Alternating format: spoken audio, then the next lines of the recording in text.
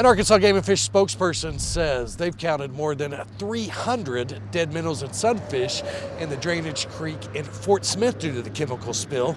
But right across the state line here in Pensacola, Oklahoma, residents here say they've seen a lot more numbers of dead fish, and they're worried about the long-term impacts of the chemical spill. There are thousands of fish dead in this creek. My grandchildren and children have been fishing this creek for 15 years, 16 years, and we've caught just about any kind of fish you can imagine. They're dead.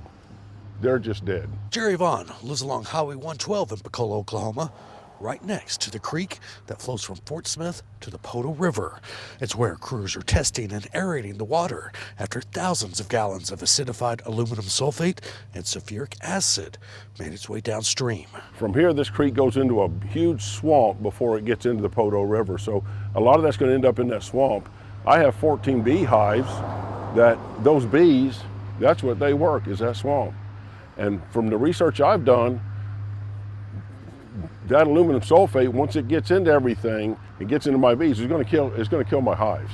On Saturday, May 2nd, a holding tank ruptured at the CNS Chemicals facility on Highway 271 in Fort Smith, releasing 89,000 gallons of chemicals into the environment.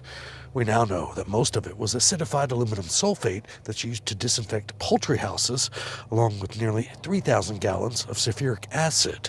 And most of the chemicals went down storm drains into the nearby drainage ditch. Now, crews are working to clean and neutralize the waterway by lowering acidity levels.